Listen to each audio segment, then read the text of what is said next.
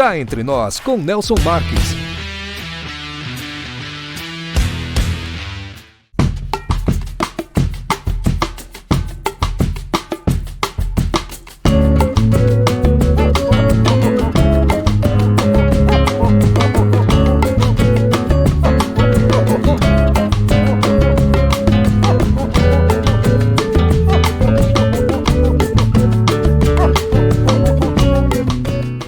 Você já conhece a indústria Marques da Costa?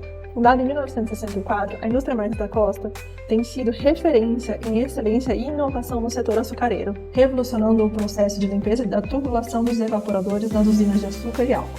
Nossa trajetória de sucesso e crescimento nos levou a expandir nosso portfólio para além do setor sucroalcooleiro, oferecendo agora soluções avançadas para caldeiras, pneus e polimeiros. Aqui você e sua empresa são nosso maior compromisso. Para mais informações, entre em contato conosco.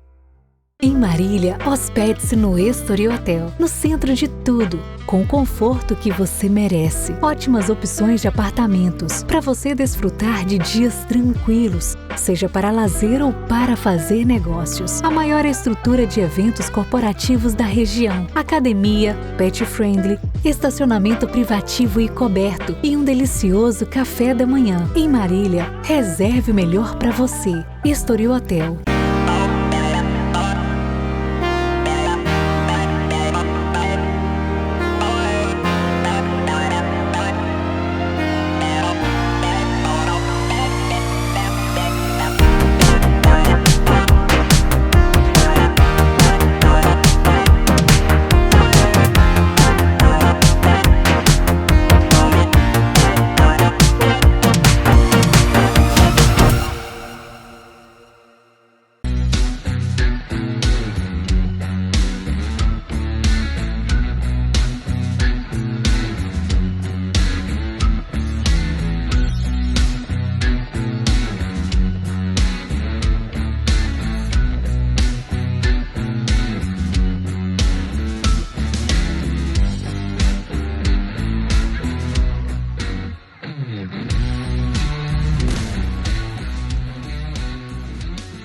Saúde acessível e de qualidade? Você encontra na Cliniprev, a clínica do associado Prever. Aqui você tem atendimento com médicos, dentistas e fisioterapeutas especializados, exames e procedimentos com preços exclusivos para associados, tudo com conforto, cuidado e excelência. Estamos na Avenida Tomé de Souza, 438 Marília. Agende sua consulta 14 3401 2262. Olá pessoal, estamos iniciando mais um Cá Entre Nós. No episódio de hoje vamos falar sobre as histórias que a genética conta sobre a biodiversidade dos neotrópicos. Uma viagem científica pelos códigos da vida que revelam conexões entre espécies, ecossistemas e conservação. Para essa conversa temos a honra de receber três grandes especialistas. Professor Marcos Vinícius Borer Monteiro Siqueira, professor da UEMG, de Frutal, com ampla formação internacional e atuação em genética de populações vegetais e ecologia aplicada. Professor Enéas Ricardo Posen, professor da UFRGS, Rio Grande do Sul, com experiência em genética de plantas, melhoramentos, estatística, e com pesquisa realizada também nos Estados Unidos. E professor Pedro Manuel Galete Júnior, professor da UFSCar, com destacada trajetória em genética e ecologia, atualmente voltado à genética de conservação de peixes e mamíferos. Com esse trio de peso, vamos explorar o DNA dos neotrópicos e descobrir o que eles têm a nos contar. Sejam muito bem-vindos ao Cá Entre Nós, meus caros professores. Obrigado, Nelson. Obrigado, prazer estar aqui. Muito obrigado, é um prazer também estar aqui. Eu que agradeço a presença de todos, sei que a agenda de vocês é bem atribulada, mas agradeço por terem escolhido, deixado um tempinho para bater um papo conosco e explicar tudo sobre os neotrópicos. E para começar o nosso bate-papo, gostaria de perguntar aqui o que torna os neotrópicos uma região tão especial do ponto de vista genético e da biodiversidade.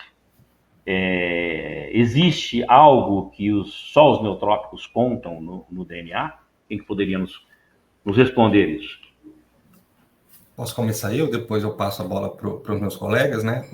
Na verdade, Nelson, os neotrópicos é a parte, né, de um conjunto aí de biomas, e nos neotrópicos a gente consegue observar uma vasta, uma riqueza de diversidade de espécies, né, que muitas delas são endêmicas. E o que seriam endêmicas? Só existe nessa determinada região. Então, os neotrópicos, eu costumo dizer aos meus alunos que são regiões de altíssimo valor biológico e de uma sensibilidade de vida, né, que a gente precisa manter, salvar, conservar, exatamente, porque só nessas regiões é que elas existem. Perfeito. Enéas, por favor, me ajuda. Bom, exatamente como o Marcos declarou, né, os neotrópicos, na verdade, são um domínio hiperdiverso, né? Ou seja, significa que nós temos uma vasta, uma grande biodiversidade. E aí a sua pergunta, Nelson, foi dirigida para aspectos genéticos, né? O que tem de único? Bom, se você tem muita biodiversidade, você também tem muita diversidade genética, né? Ou seja, você tem muitas diferenças lá naquelas letrinhas que compõem o nosso DNA, né? Que a gente vê aí nos veículos, aquelas letrinhas básicas do A, o G, o T e o C, né? Que em vários arranjos e combinações fazem todos os seres vivos que a gente tem no planeta. Muitos deles que estão aqui nos neotrópicos, né? Então, é uma diversidade imensa, só que essa diversidade, ela está sob ameaça. Ela está sob ameaça entre as espécies e até mesmo dentro das espécies, porque a diversidade também está dentro das espécies, daqueles grupos que vivem em uma área, em outra, que a gente chama de populações, indivíduos de uma mesma espécie que vivem num lugar. Essa diversidade está sendo afetada lá. Então, tem muita coisa que a gente precisa ficar de olho e tomar ações concretas para preservar essa diversidade. Perfeito. Eu concordo absolutamente com tudo que foi dito, não teria nada a acrescentar, só diria que muito dessa biodiversidade e da diversidade genética acompanhante se deve a uma característica importante dos neotrópicos, que é a maior estabilidade climática que os neotrópicos atravessaram em relação a outros continentes, particularmente os continentes do norte. Essa estabilidade proporcionou uma evolução muito mais, eu diria assim, muito mais prolongada dos diferentes grupos aqui nos neotrópicos, possibilitando uma maior diversidade que nós vemos hoje, não só sob o ponto de vista das espécies, mas, sobretudo, também sob o ponto de vista da diversidade genética. Perfeito.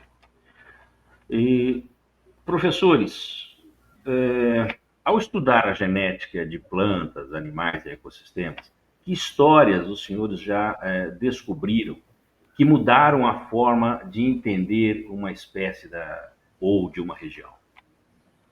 Então, fazendo um gancho um pouco do que o professor Pedro comentou, né, nós temos nos neotrópicos uma história evolutiva diferenciada, o que permitiu, né, criar essa grande gama de variabilidade dentro de uma só espécie.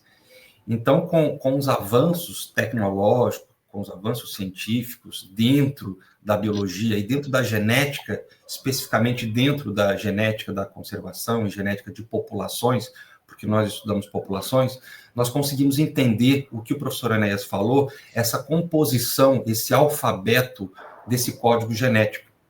E esse código genético, ele está mostrando, por os estudos recentes, né, que essa informação ela é gigante dentro dos neotrópicos.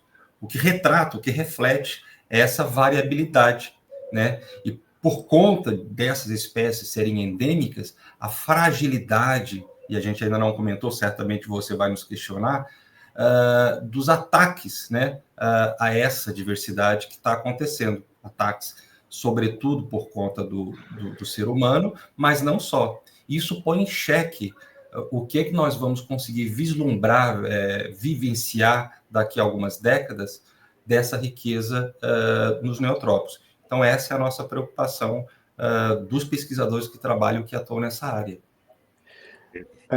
Marcos, eu posso complementar, Enéas, só um pouquinho? Claro. Só inverter um pouquinho a ordem. Então, uma grande contribuição que a genética tem dado à nossa compreensão dessa diversidade dos neotrópicos diz respeito à biodiversidade oculta. A diversidade é tão grande que grande parte dela ainda é desconhecida pela ciência.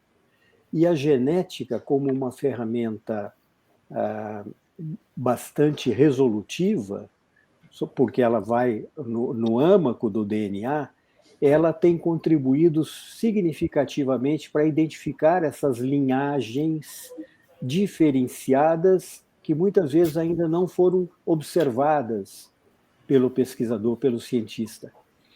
Porque muito da nossa descrição da espécie ela é muito visual, ela depende da anatomia, da morfologia da espécie, ou muitas vezes do comportamento, da ecologia da espécie.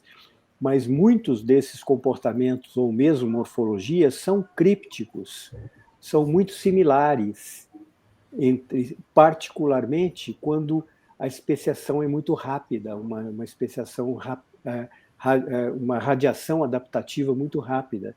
Isso faz com que várias espécies fiquem muito parecidas morfologicamente. E a genética vem como uma ferramenta importante para identificar essas linhagens diferentes de maneira clara e no sentido, então, de identificar aquilo que a gente costuma chamar como biodiversidade oculta ainda pela ciência. Vou aproveitar e fazer um gancho que o Pedro falou, né? Essa biodiversidade que a gente ainda não conhece direito, justamente como o Pedro falou, a gente não enxerga muitas vezes. Se a gente for pensar um pouco no progresso científico, né, nessa área, sequenciamento de DNA, a gente vai falar um pouco mais disso daqui a pouco, provavelmente, mas até 1990 se classificava os organismos como os mais complexos têm que ser maiores. A gente tem que vê-los, eles têm que ser maiores pelo seu tamanho. Mas aí se conseguiu sequenciar um pedacinho do ribossomo, que é um lugar onde são feitas as nossas proteínas. E além de alguns outros genes, de modo que a gente começou a entender a vida, e teve um conjunto de pesquisadores que classificou a vida de um jeito diferente. Até antes era o reino animal, o reino plantário, o reino fungi, aí tinha os protistas e tinham os moneras, que incluíam as bactérias. Mas aí, quando se fez o sequenciamento desse gene de ribossomal, se propôs uma nova forma de dividir a vida, que é em domínios. Eucária, procária, né? E, na verdade, os eucariotos, os procariotos, só que dentro dos procariotos também bactéria e arqueia. Se viu que, na verdade, essa biodiversidade que a gente não conhece é muito maior. Micro-organismos existe uma vasta diversidade mesmo, tá? Tanto que essas arqueias, essas bactérias, elas são tão diversificadas que a gente ainda não explorou todos os limites disso. E se a gente pensar nos neotrópicos, a Amazônia, Pantanal, Cerrado, têm sido alvos de muitos estudos desses micro-organismos. E cada vez se descobrem mais espécies, mais particularidades de como elas funcionam e de como elas contribuem para a ciclagem dos nutrientes que a gente tem em toda a América do Sul, em todos os neotrópicos. Então, É através de ferramentas da genética e suas aplicações que a gente está descobrindo um mundo e contando essa história cada vez mais profunda, né? Você falou da história e, na verdade, só para concluir esse momento, é com todas essas descobertas de novas espécies, de diversidade, que até mesmo em 2016 se inferiu pela primeira vez, usando sequências de genes e as características a que eles estão relacionados, o que seria o provável último ancestral comum, aquele primeiro organismo que provavelmente viveu na Terra, que os cientistas chamam de LUCA, tá? E isso foi feito através de sequenciamento. Perfeito. Poxa vida, é mais profundo do que a gente imagina, né? Não é tão simples assim. E em termos práticos, como que a genética pode contribuir para a conservação da biodiversidade? Vocês já falaram um pouquinho sobre isso, mas acho que é interessante a gente frisar. E especialmente nos tempos de hoje, com essas mudanças climáticas e degradação ambiental. Vou propor o Pedro para começar agora na roda das cadeiras. Pedro. Bom, eu até já dei uma pista de Isso. alguma coisa essencial, que é nós conhecermos de fato a biodiversidade, e particularmente no que diz respeito àquilo que a gente chama de biodiversidade oculta, a genética tem dado uma aplicação fantástica, facilitando muito o nosso conhecimento dessa biodiversidade. Então, esse conjunto de espécies que morfologicamente são muito parecidas entre si, mas que se diferenciam geneticamente, só pode ser, eu diria assim, identificadas inicialmente com o auxílio da genética. Tá? E, obviamente, posteriormente, após o momento em que a genética indica que ali existem linhagens distintas, os nossos colegas zoólogos ou botânicos tratam de analisar aquilo em mais profundidade para tentar identificar, de fato, caracteres ou morfológicos, ou fisiológicos, ou comportamentais, ecológicos, que possam diferenciá-las e que possam trazer à ciência essa descoberta. Então, essa é uma primeira informação importante. A outra informação que eu destacaria, e depois eu passo aos meus colegas, diz respeito à própria organização interna das espécies. Uma espécie biológica, ela é constituída, em geral, por um conjunto de populações locais.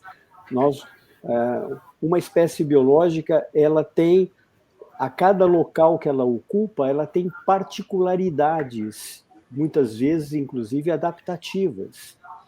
E essas particularidades podem ser vistas, podem deixar assinaturas no DNA e podem ser identificadas através da análise do DNA. E aí é que surge o escopo da genética de populações, não é? Porque vai mostrar as diferenças genéticas que existem entre as populações de uma única espécie. Por exemplo, se nós pensarmos na espécie humana, nós temos populações distintas distribuídas em todo o planeta, né? E a despeito de continuarmos sendo a mesma espécie, nós nos diferenciamos fenotipicamente, comportamentalmente, e mesmo sob o ponto de vista de adaptações a esses diferentes ambientes, nós diferenciamos porque nós temos componentes genéticos também que nos diferenciam minimamente essas populações locais. Então, eu diria que eu deixaria indicado pelo menos esses dois aspectos para que os meus colegas continuem.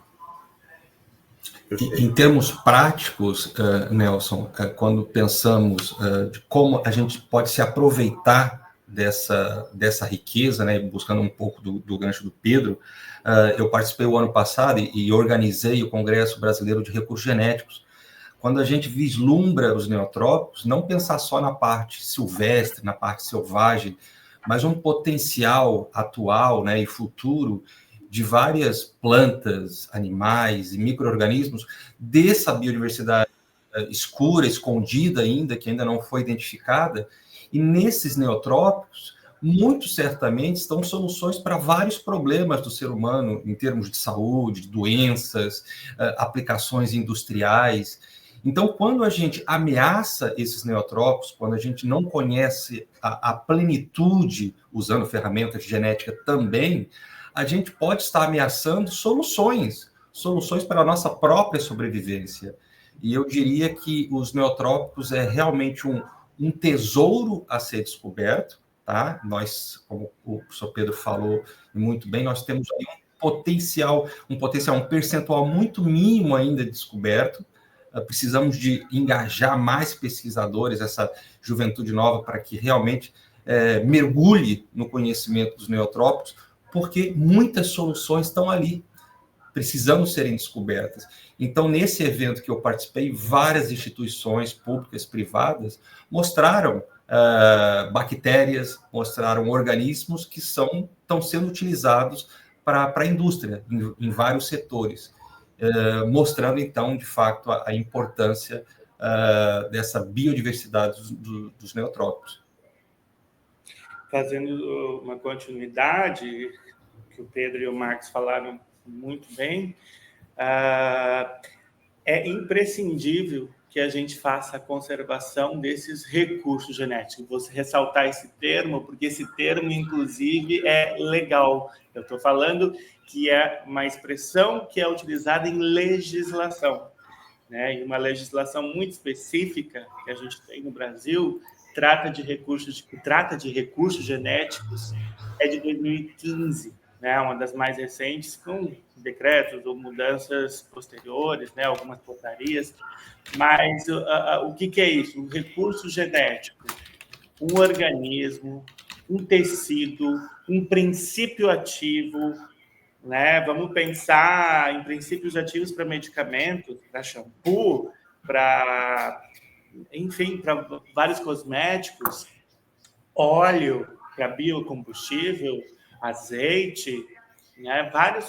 Várias espécies, sejam animais ou plantas ou micro-organismos em geral, produzem, são esses recursos genéticos, tá?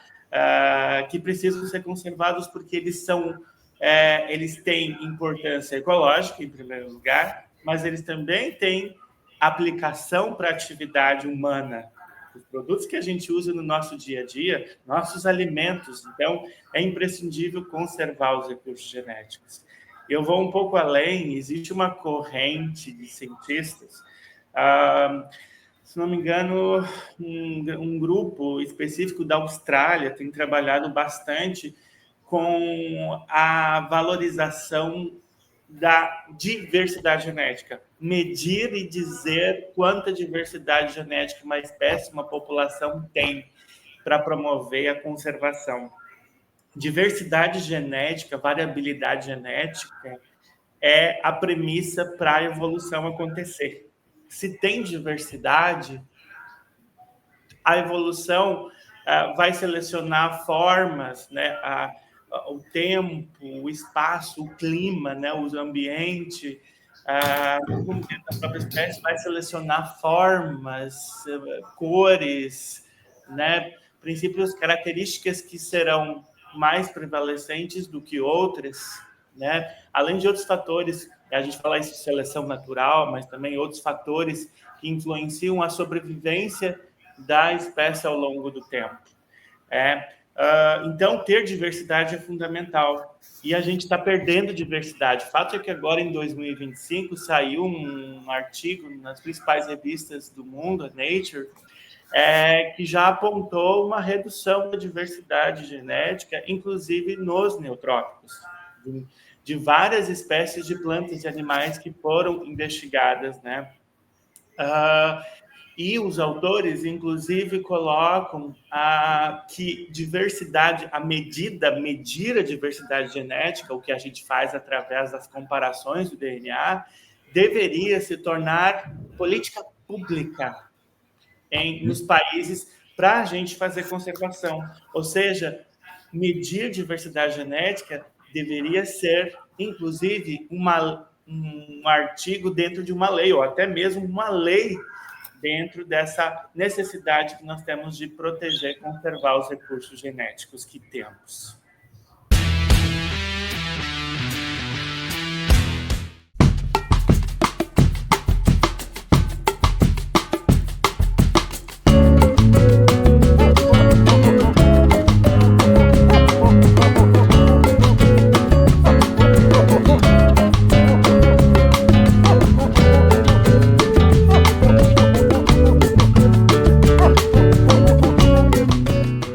Você já conhece a indústria Marques da Costa? Fundada em 1964, a indústria Marques da Costa tem sido referência em excelência e inovação no setor açucareiro, revolucionando o processo de limpeza da tubulação dos evaporadores nas usinas de açúcar e álcool. Nossa trajetória de sucesso e crescimento nos levou a expandir nosso portfólio para além do setor sucroalcooleiro, oferecendo agora soluções avançadas para caldeiras, pneus e polimentos. Aqui você e sua empresa são nosso maior compromisso. Para mais informações, entre em contato conosco. Em Marília, hospede-se no Estoril Hotel, no centro de tudo, com o conforto que você merece. Ótimas opções de apartamentos, para você desfrutar de dias tranquilos, seja para lazer ou para fazer negócios. A maior estrutura de eventos corporativos da região, academia, pet friendly, estacionamento privativo e coberto e um delicioso café da manhã. Em Marília, reserve o melhor para você. Estoril Hotel.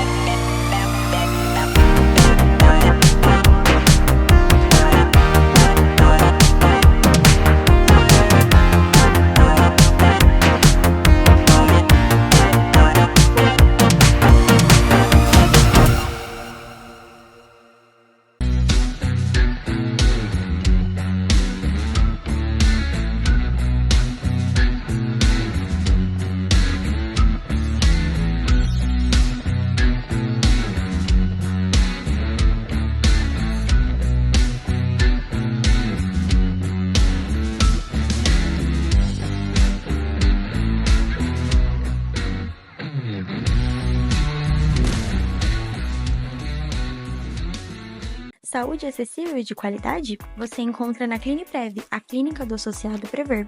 Aqui você tem atendimento com médicos, dentistas e fisioterapeutas especializados, exames e procedimentos com preços exclusivos para associados, tudo com conforto, cuidado e excelência.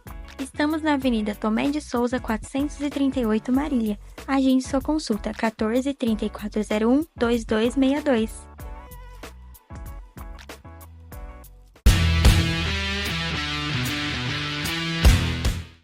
Professores, e me diga o seguinte, em seus trabalhos, vocês utilizam diferentes tipos de marcadores moleculares e ferramentas genômicas.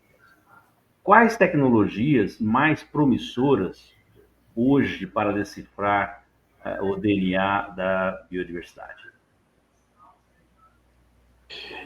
Eu diria que toda tecnologia tem o seu potencial. Mesmo aquelas tecnologias simples que ainda continuam sendo utilizadas no laboratório têm um potencial muito grande e têm uma utilidade muito grande. A tecnologia ela está associada ao problema. Muitos problemas, muitas questões são resolvidas por tecnologias simples, outras por tecnologias mais complexas. Então, à medida que as tecnologias aumentam o grau de complexidade, aumenta o grau de complexidade de nossas respostas. Mas ainda há muitas respostas necessárias que são resolvidas por tecnologias simples. Então, eu diria que toda tecnologia é importante. E eu destacaria que é fundamental, particularmente no Brasil, particularmente nos neotrópicos, onde as nossas dificuldades, particularmente no sentido de financiamento à pesquisa, custos excessivos dos químicos e dos equipamentos, tudo isso, um número muito inferior de pesquisadores em relação, por exemplo, aos países do norte. Então, tudo isso faz com que a gente tenha, de fato, uma ciência em maior desvantagem, né? E se nós ficarmos presos absolutamente escravos da complexidade tecnológica, a nossa ciência vai sofrer ainda mais. Então, nós precisamos mostrar, principalmente aos jovens, que há muitas perguntas a serem respondidas ainda, particularmente nos neotrópicos, que podem ser respondidas e serão respondidas por tecnologias também simples ainda.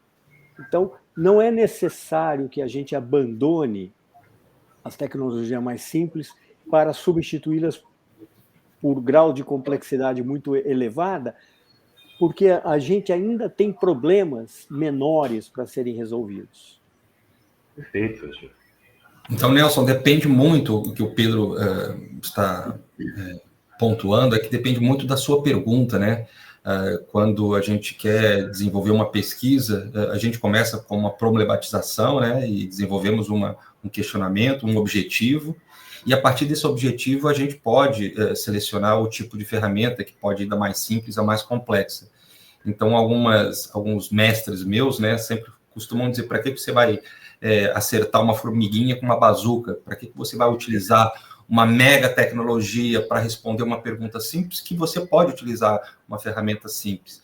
Mas o curioso, né, se a gente pensar de quanto tempo a gente tem essas ferramentas à disposição, eu comecei minhas pesquisas no meu TCC, na Exalc, em Piracicaba, em 2005, estamos em 2025, ou seja, 20 anos, 2 décadas, e muita coisa avançou. A tecnologia realmente ela deu um pulo gigante e as coisas estão avançando muito rápido, né, em termos de software, em termos de pacotes de análise, em termos de dados. Então, o que é interessante é que hoje nós temos à disposição uma quantidade gigante de dados esses associados a essas populações dos neotrópicos, e muitas vezes a gente não sabe como processar esses dados. Então, a gente precisa ter capacitação humana, recursos humanos, para trabalhar com esses dados.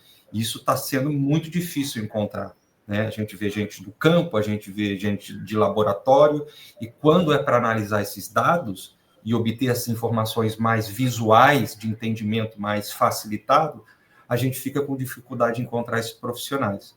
Eu acho que o Enéas consegue me complementar. Hoje, independente da tecnologia que você vai utilizar, às vezes realmente a gente já consegue compilar muitos dados que estão disponíveis aí publicamente, e você pode fazer uma sistematização para responder perguntas também. Até isso hoje você já tem disponível. Você tem genomas inteiros, o sequenciamento de algumas espécies neotropicais. Como o Pedro falou, a gente tem muito menos do que os países do hemisfério norte ou da Oceania. Mas o que a gente já tem dá para explorar muito mais profundamente. Só que aí falta, às vezes, o nosso poder computacional, e também esbarra em recursos, né? A gente precisa de equipamentos que têm alto nível de processamento. Aí eu mesmo aqui, eu não tenho um servidor aqui de dados para processar, né? E isso não é uma coisa que vai ter em qualquer lugar também, né? Mas aí a peça por trás, né?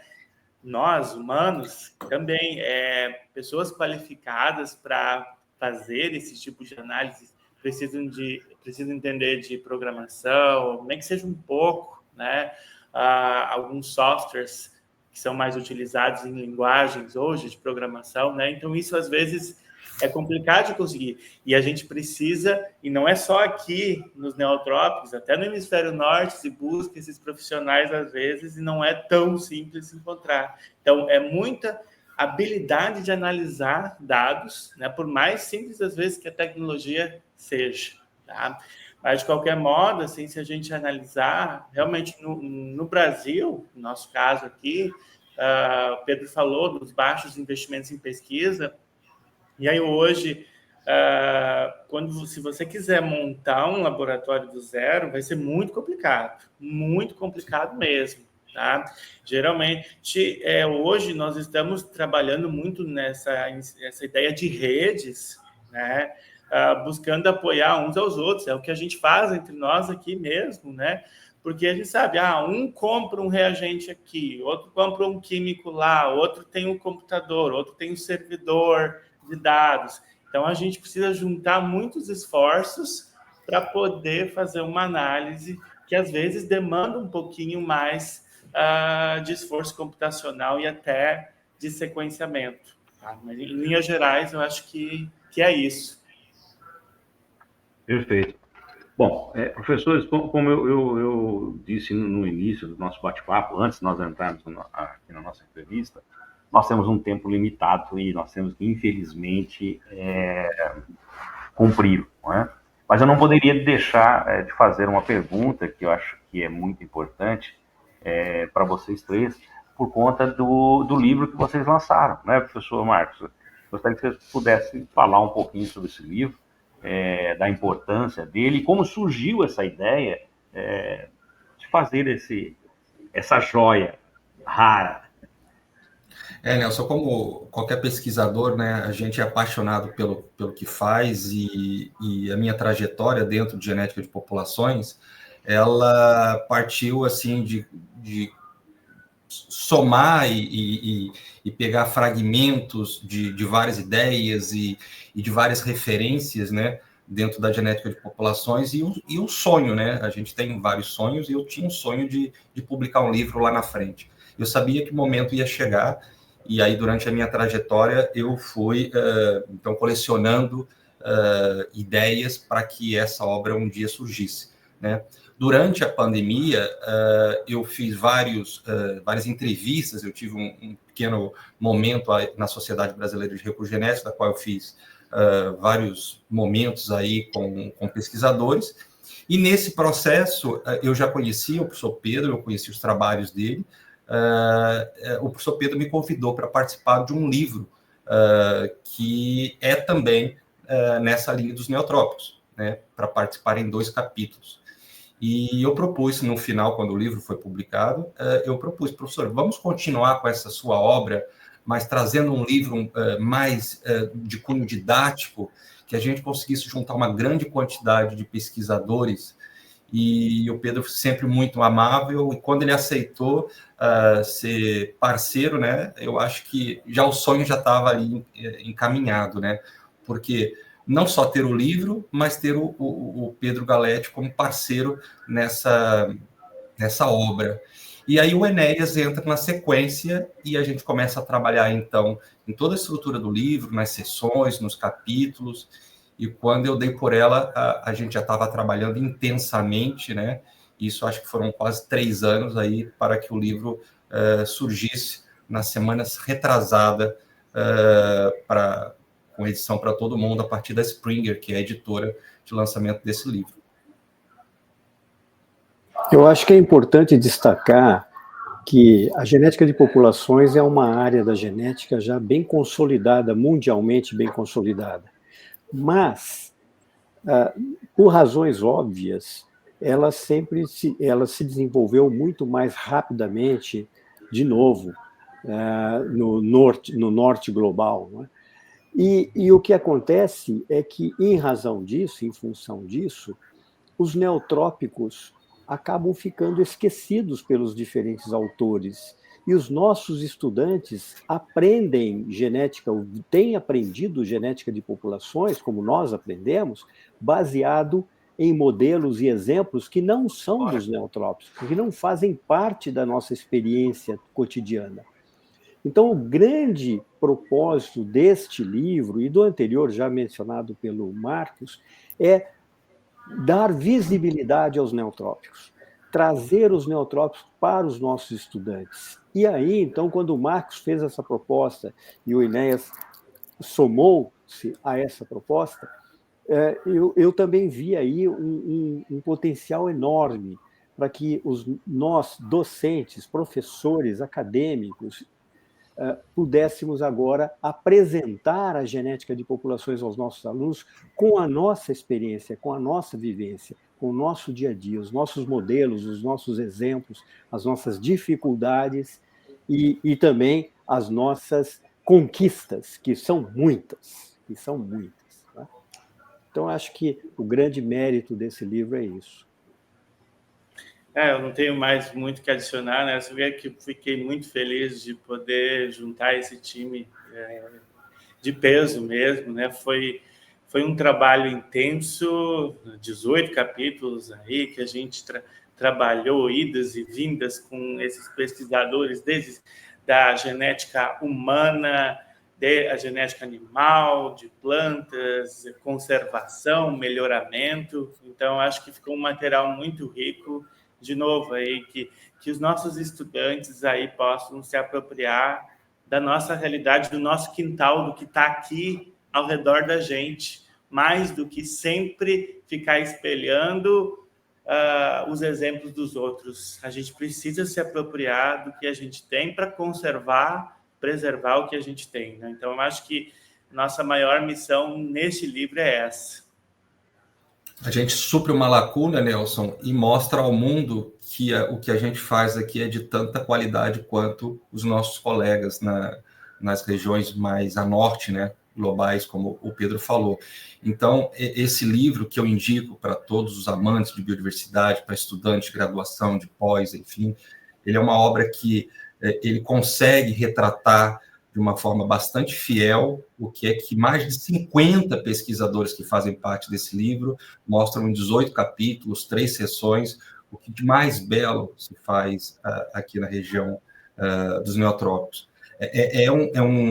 Uma contribuição singela para a ciência. Obviamente que a gente não consegue suprir todas as necessidades e todas as áreas dos neotrópicos, mas eu acho que é uma afirmação muito bonita por parte dos pesquisadores. Eu acho que a gente conseguiu cumprir essa missão de forma muito eficiente, graças, né, a esse grande time, e a gente apenas está representando esses pesquisadores aqui.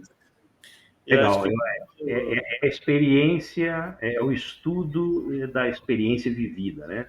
Não só buscada com outros autores fora do país que não vivem aquilo que nós temos. Isso é muito importante. Parabéns aos 3 e aos outros 47 que você falou, e são mais ou menos 50. Né? Isso é muito importante, que essa seja uma iniciativa, a primeira de muitas outras, que vocês possam contribuir com todos nós, com a população, com os estudantes, os cientistas que estão aí por vir acompanhando esse trabalho maravilhoso que vocês fazem pela ciência do país. E para fechar com chave de ouro, eu gostaria de saber assim, uma visão de futuro de vocês, cá entre nós. O que ainda queremos ou precisamos descobrir sobre o DNA dos neotrópicos nos próximos anos? Tem muita coisa para a gente explorar ainda, né? Mas eu acho que essa biodiversidade oculta que o Pedro falou, né? A gente precisa descobrir particularidades de genes, né, que existem em plantas e animais aqui, que podem ser bioprospectados, ou seja, para a gente diversificar mais o nosso rol de terapias, né, de medicinais, de alimentos, né? Os alimentos que a gente tem na nossa mesa são muito... A parcela da diversidade é muito pequena perante toda a diversidade que existe. A gente tem muito mais a explorar. Então, através da pesquisa, do conhecimento, da genética, cá entre nós, né, que a gente vai realmente poder ampliar o uso da biodiversidade que está ao nosso redor. Só complementando, entre tantos desafios que nós ainda temos, que são inúmeros, um desafio permanece para toda a humanidade, na verdade, todos os geneticistas do universo. Nós precisamos continuar caminhando para entender cada vez mais essa ponte entre o caráter, o traço que a gente observa, seja ele o traço morfológico, comportamental, fisiológico e a base genética que determina, de fato, esse caráter. Isso, há muito caminho a percorrer ainda para que a gente tenha um entendimento completo da cura das doenças, das necessidades humanas e das necessidades da biodiversidade, e como a genética realmente resolve isso, decodifica essa informação. Nós ainda temos que caminhar muito nessa direção. E cá entre nós, Nelson, eu acho que para a gente, indo para os finalmente, né, a gente pensar que valorizar pesquisador, valorizar professor, que vai formar esses profissionais para ir de encontro a essas questões que o Pedro e o Enéas comentaram, só valorizando esses profissionais a gente consegue mostrar o que nós estamos fazendo, o que nós estamos pesquisando, o que nós estamos construindo. E ao você criar esse espaço de debate, de reflexão sobre ciência aqui no seu programa, isso é muito importante para nós. Então, obrigado pelo momento e que as pessoas consigam entender que os neotrópicos fazem parte, então, dessa nossa riqueza, que a gente precisa conservar essa riqueza para as próximas gerações. Perfeito, Marcos. Olha, foi um prazer muito grande contar com a presença de vocês aqui nesse bate-papo tão rico e instigante. Obrigado por compartilharem aí o conhecimento com tanta clareza e, o mais importante, com paixão, né, que a gente vê quando vocês falam sobre isso. A discussão poderia ultrapassar horas aqui e com muito conteúdo. Infelizmente, o nosso tempo é curto. Sempre lembrando que as portas aqui do Cá Entre Nós estão sempre abertas para discussão e ciência, que é o que move o país, né? O estudo. E isso aí é muito importante. Eu vou colocar aqui o contato de vocês, para que quem queiram bater um papo aí diretamente possam entrar aí em contato e falar com vocês. Eu gostaria que, se vocês pudessem, nesse espaço curto que nós temos, rapidamente, deixasse uma mensagem para os nossos seguidores. Vou pedir para que o Marcos, por gentileza, inicie e transmita uma coisa de boa aí para quem está nos assistindo. Bom, em primeiro lugar, eu gostaria de agradecer a atenção e o espaço que vocês tiveram para nos ouvir e para a gente poder divulgar um pouquinho desse nosso trabalho, desse nosso conhecimento, que é um pouco da nossa vida, né? A gente se move em paixão e para a ciência. Então, divulguem essa nossa entrevista para que outras pessoas conheçam o nosso trabalho. Isso é muito importante. Vai de encontro a essa valorização do pesquisador, do profissional, e eu agradeço do fundo do coração pela...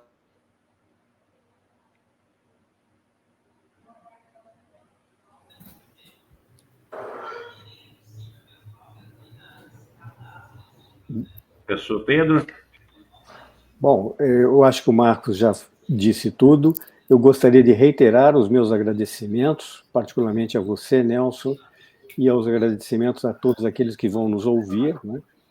E na esperança de que, de fato, a gente possa estar ajudando a construir a ciência brasileira, particularmente aqui no sentido da genética. Nós estamos falando de genética de populações, e que esse livro que agora está sendo apresentado, ele seja uma pequena semente daquilo que a gente precisa ainda construir no cenário brasileiro, né?